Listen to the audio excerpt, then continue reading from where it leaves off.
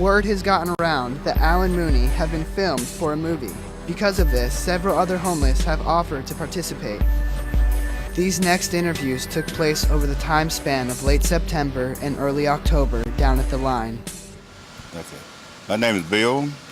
I'm a Vietnam vet. Used to be homeless until I met Jesus. I'm so glad to be out here today amongst friends. I just had to tell everybody about how precious and wonderful he is, how he provides for us. I was in the war. I was in this cesspool out here, crazyism, but he delivered me. And I just thank God for having the privilege of being here today and just to let everybody know that Jesus is the reason for the season. And I just also want to let you know that we have to take adversity sometime to, come to where we need to be. And he had brought me a long way. I'm 62 years old. I just had a birthday last week, and I praise the Lord for that.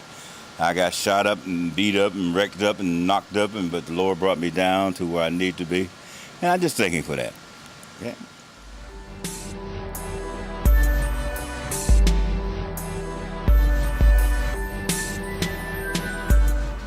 Hi, my name is John. I've been homeless for 5 years. Well, ever since my mom died, I guess I took care of her, basically single-handedly, and I went crazy. And now it's like I can't get any help. Well, and everybody seems to hate the homeless. Well, everybody's not an idiot. Some are worse than others. And I have my moments just like everybody else. But I'm just kind of like looking forward to getting my own apartment. By the time I get one, I won't need one. That's about all I got to say.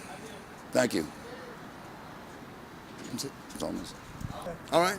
It's been a long time since I've seen you, but a lot has happened. I went into the Salvation Army. I left it because, stubbornness. And I haven't got my teeth yet. I've been waiting for them. The streets of Pittsburgh are getting really, really bad here. There's homeless hurting each other, and where I was staying, I got kicked out for 2 months, but I decided I'm taking back my bridge, and I moved back in. But it's getting to the point where I'm sick and tired of living out here on the streets. So I'm going and applying for work. I got an appointment next week with a caseworker from welfare to get money to get dress clothes so I can go look for work and get help with a bus pass, because it's just getting too bad with the rain and everything. The cold, I don't mind. I love the cold, because the cold you can not shower for 2 or 3 days and you won't stink because you're not sweating. But it is, this homeless life is getting bad. And then when you see everybody going to work every day and going and buying food and you're sitting there hungry, it's like, why are you out here? So yeah, I'm ready to get moving, and I got people that help motivate me, and I'm working with them, and I go and see them every day.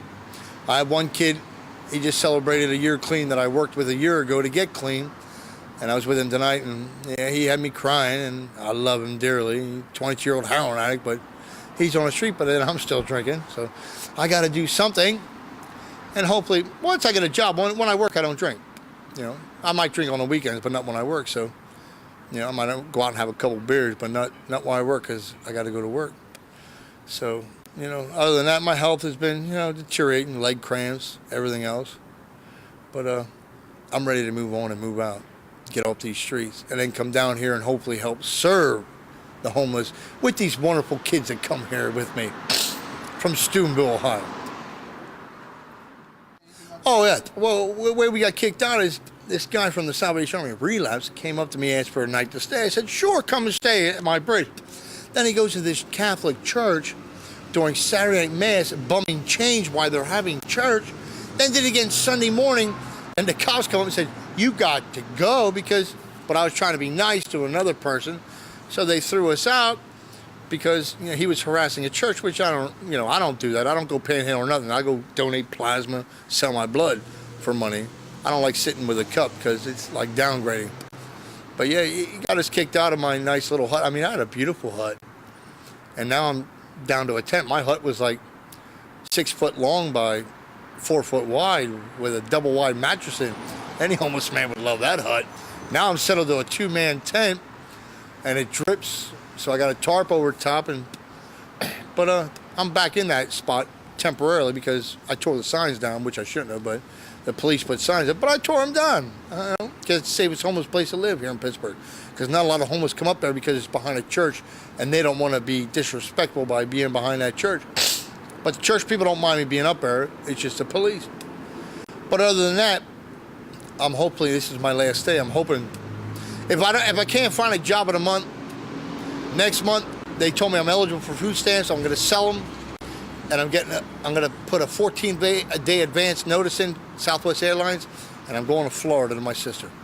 That's what I decided. If I can't find a job in a month, by next month I'm going to Florida to my sister and just show up on her doorstep and say, "Here I am, baby." I mean, I called her many a time. She said, "Yeah, you can come up," but she never really said, "Yeah, come up." So if not, I'm just going to surprise her. I'm going to take my tent with her just in case. But I know she'll take me in because she's a year older than me, and we should have been twins. We look alike. But she's a lot uglier than me. But she has more teeth than me. But I love her. And other than that, everything's good. And I appreciate kids like Kyle coming down here to feed us and putting a little emphasis in us, to get moving and quit my drinking. He always complained about my drinking, which I agree, though. I shouldn't be drinking like I should. And just not tonight. A cop comes up. I had my beer hit, and a cop comes up and says about drinking. I'm like, oh, my Lord. But that's a sign. That's a sign to me from God right there by that cop coming. Even though I had my beer hidden, the other guy didn't. That's a sign saying, God saying, look, you want to get on your feet, you got to quit doing this. And I really got to think about that tonight and process that and pray on it real hard. And I pray every night with my rosary. But tonight I got to pray extra hard. Because that's a sign there, by her coming. She could have took the rest of my beer and said, got me for public drunkenness, but she didn't. So that's a sign from God telling me, look, you want to get on your feet, you need to change this. And I believe that, honestly, right now, just process. That's what I got to do. Other than that, have a wonderful night. And I hope the next time I talk on this camera, I'm in my own apartment. And I have a job. Thank you, and God bless you.